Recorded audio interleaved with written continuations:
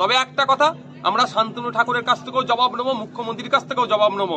যখন হরিচাঁদ গুরুচাঁদ ঠাকুর সম্পর্কে বাজে মন্তব্য মুখ্যমন্ত্রী করেছিল, তখন শান্তনু ঠাকুরের কি অবস্থান ছিল, আর আজকের ডেটে কি, আর মুখ্যমন্ত্রী কেন এখনো কিন্তু এই বিষয়টা রেকটিফাই করেনি, এর জবাব কিন্তু আমরা নেব। লোকসভা ভোট যথেষ্ট হয়েছে। দেখুন, এটা হচ্ছে সিরসিন্নি বুথ কমিটির উদ্যোগে আজকে বুথের লোকদেরকে নিয়ে ব্লাড ডোনেশন ক্যাম্প আমরা করছি। এবং আপনাদেরকে এটা বলে রাখি, ফেব্রুয়ারি মাস থেকে যেহেতু উচ্চ মাধ্যমিক বাচ্চাদের পরীক্ষা হবে, সেই সময় তো আমরা মিটিং মিছিল করব না। আমরা সমাজের প্রতি দায়বদ্ধ। রক্তের আজকে ঘাটতি দেখা যাচ্ছে, ব্লাডের ক্রাইসিস দেখা যাচ্ছে, না রাজ্য সরকার না কেন্দ্র সরকার সেই অর্থে ঘাটতি পূরণ করতে পারছে না। তা আমরা আমাদের পক্ষ থেকে যতটা সম্ভব তারা আমরা সহযোগিতা করছি। ফেব্রুয়ারি মাস জুড়েও কিন্তু আমাদের বিভিন্ন জায়গাতে আমাদের ছোট ছোট প্রোগ্রাম করবে, যেখানে আমরা মাইক ব্যবহার করবো না, লাউড স্পিকার সেই অর্থে ব্যবহার করবো না, কিন্তু আমাদের পার্টির অ্যাক্টিভিটি, আমাদের সামাজিক কাজে আমরা যুক্ত থাকবো। আজকে আমি ধন্যবাদ জানাই এখানকার যারা আছেন, বুথের তিনি বিজেতা প্রার্থী আছেন, বুথের সভাপতি আছেন, আমাদের ব্লকের নেতৃত্ব যারা আছেন, জেলা নেতৃত্বদের সহযোগিতা নিয়ে একটা সুন্দর পরিবেশ করেছেন। সাথে রক্তদান শিবিরের সাথে সাথে মানুষকে কিছু বিষয় আজকে সচেতন আমরা করতে পারলাম। আমরা চাই মানুষ সচেতন হোক। আজকে সচেতনতার অভাবের ফলে আবাস যোজনার বাড়ি নিয়ে দেওয়ার জন্য নাকি কারো মিটিং মিছিলে যেতে হচ্ছে। কেন? মানুষের এটা তো মৌলিক অধিকারের মধ্যে পড়ছে, কেন মিটিং মিছিলে যেতে হবে একটা বাড়ির জন্য? সে বিষয়টাও আজকে আমি খোলাসা করলাম। আশা করছি আজকের পর থেকে বাড়ির জন্য কাউকে মিটিং মিছিলে এটা ডাকতে পারবে না। এই ধরনের আমরা সবসময় চাই মানুষ সচেতন হোক। সচেতন হলেই সঠিক লক্ষ্যে নির্বাচিত করবে। আমরা চাই সঠিক লোক ভোটে নির্বাচিত হোক। আইএসএফ কি নির্বাচিত করতে হবে এটা বড় কথা নয়, এমন লোককে নির্বাচিত করুক যে সমাজের প্রতি, সোসাইটির প্রতি দায়বদ্ধ থাকবে। পলিটিক্যাল প্রতিক্রিয়ায় ঢুকছে একটু। উত্তরবঙ্গে রাহুলের সবাই সেলিম, কি বলবেন? দেখুন, বিজেপি তৃণমূল যে জোট বাঁধতে চলেছে, আইএনডিআই জোটে তো অলরেডি আছেন, লেফট আছে বা সিপিএম আছে। সুতরাং আইএনডিআই জোটের অন্যতম প্রধান শরিক হচ্ছেন কংগ্রেস, তারা এসেছে, সেক্ষেত্রে তাদের উপস্থিতি আছে এখানে। কিছু এটা কোনো মানে বিশাল কিছু ব্যাপার না, এটা তাদের অ্যালায়েন্সের মধ্যেই থেকে বলেছে বলে আমন্ত্রণ জানিয়েছে, সেই জন্য গিয়েছে।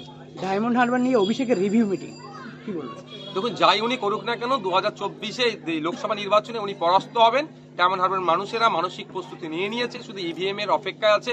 ইভিএম মেশিনের সামনে তারা যাবে, তৃণমূল বিজেপির বিরুদ্ধে ভোট দেবে, আইএসএফ এর পক্ষে ভোট দিয়ে আমাদেরকে জিতাবে।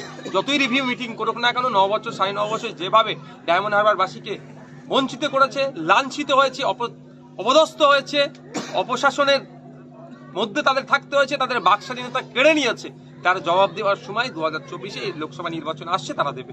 এক সপ্তাহের মধ্যে দেশে লাগু হবে সিএ, গ্যারান্টি দিয়ে বলছে কেন্দ্রীয় জাহাজ মন্ত্রী শান্তনু ঠাকুর। দেখুন, উনি এর আগে অনেক কথা বলেছেন, ওনাদের দলের বড় নেতা বাংলার বলেছিলেন, ডিসেম্বর দেখা গিয়েছিলেন, 2 ডিসেম্বর পার হয়ে গেল। অমিত শাহজি 2019 সালে এসে বলেছিলেন সিএ আম কারকে রাখেঙ্গে, এই ধরনের অনেক কথা বলেছেন। ব্যাপারটা হচ্ছে ভোট পাওয়ার জন্য। তবে একটা কথা, আমরা শান্তনু ঠাকুরের কাছ থেকেও জবাব নেবো, মুখ্যমন্ত্রীর কাছ থেকেও জবাব নেবো। যখন হরিচাঁদ গুরুচাঁদ ঠাকুর সম্পর্কে বাজে মন্তব্য মুখ্যমন্ত্রী করেছিল, তখন শান্তনু ঠাকুরের কি অবস্থান ছিল, আর আজকের ডেটে কি, আর মুখ্যমন্ত্রী কেন এখনো কিন্তু এই বিষয়টা রেকটিফাই করেনি, এর জবাব কিন্তু আমরা নেব। লোকসভা ভোটের আগে 5 দিনের জেলা সফরে মুখ্যমন্ত্রী, উত্তরবঙ্গের রাহুলের ন্যায়যাত্রার মধ্যে মমতা বন্দ্যোপাধ্যায়, কিভাবে দেখছেন? তখন কে কোথায় যাবে না যাবেন, মুখ্যমন্ত্রী কোথায় সফরে যাবেন, আমি তো ঠিক করে দিতে পারি না।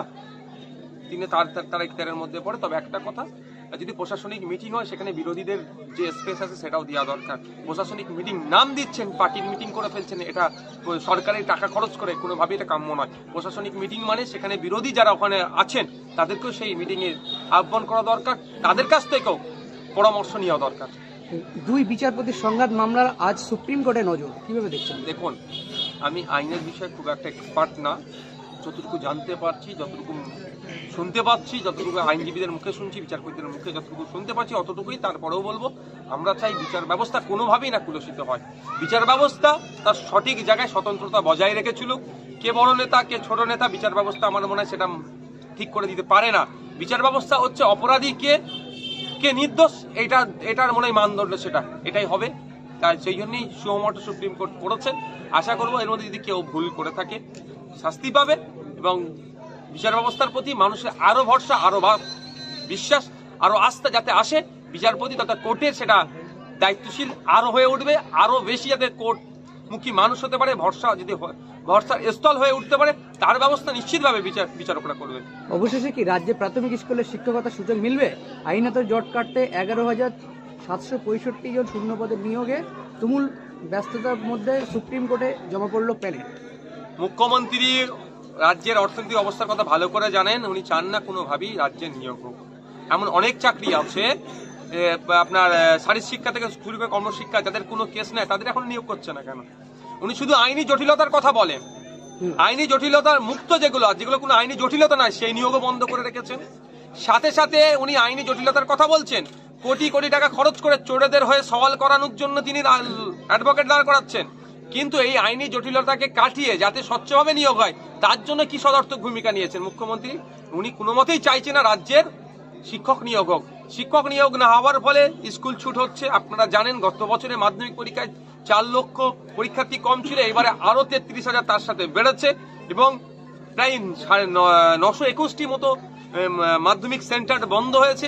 ফলে কি আমরা দেখছি, উনি চাইছেন শিক্ষাকে বেসরকারীকরণ করে দিয়ে এই আদানি আম্বানিদের হাতে তুলে দেওয়ার জন্য অপচেষ্টা চালাচ্ছে আমার রাজ্যের মুখ্যমন্ত্রী মমতা ব্যানার্জি মহাশয়।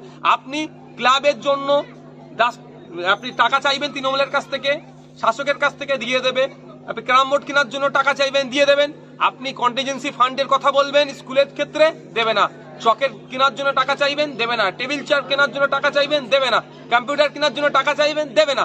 বিজ্ঞানসম্মতভাবে ছেলে মেয়েদেরকে পড়ানোর জন্য, উৎসাহিত করার জন্য যে ইকুইপমেন্টের প্রয়োজন হয়, তার জন্য আপনি টাকা চাইবেন, সরকার দেবে না। কিন্তু আপনি মদ খাওয়ার জন্য চান, ঠিক ঘুরিয়ে আপনার হাতে মদের টাকাটা কাছে পৌঁছে দেবে। এই সরকার শিক্ষা ব্যবস্থাটাকে বেসরকারীকরণের দিকে চালানোর চেষ্টা করছে। আমরা বাংলার জনগণকে নিয়ে এই বেসরকারীকরণকে আমরা রুখব। আজ হাজিরায় না শাহজাহান শেখের বিপদ কমছে না, এবার শাহজাহানের 2টি ফোন কল লিস্ট ডিটেলস বের করেছে ইডি, কি বলছে? অনেক আগে নিশ্চিতভাবে বার করে নিয়েছিল, এখনো তো জনমানুষে আসছে, কারণ ওগুলো তো তাদের কাছে স্বল্প সময়ের ব্যাপারটা হচ্ছে শাহজাহানদের দেখে শিক্ষা নেওয়া দরকার। মমতা ব্যানার্জি রাজ্যের বিভিন্ন জায়গায় এই ধরনের শাহজাহান শেখ টাইপের তৈরি করে রেখে দিয়েছে ভোটটাকে লুট করার জন্য।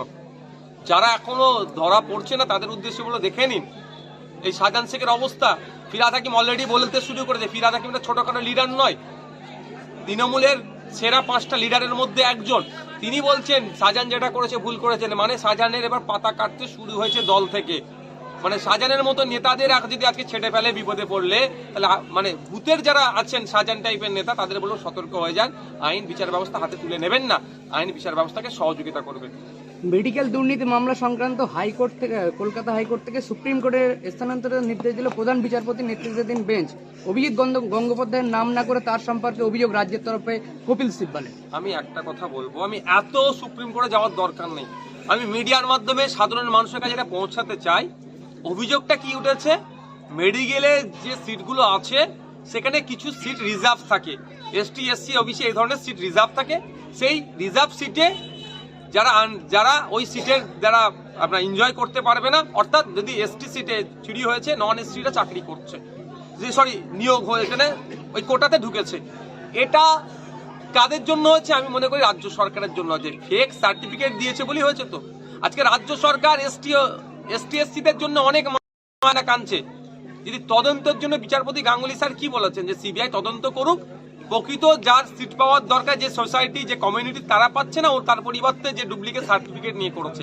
এতে ডিভিশন বেঞ্চে যাওয়ার কি দরকার ছিল? ডিভিশন বেঞ্চে যাওয়ার তো কোনোই দরকার ছিল না, রাজ্যকে তো এটাকে গ্রহণ করে নেওয়া দরকার ছিল।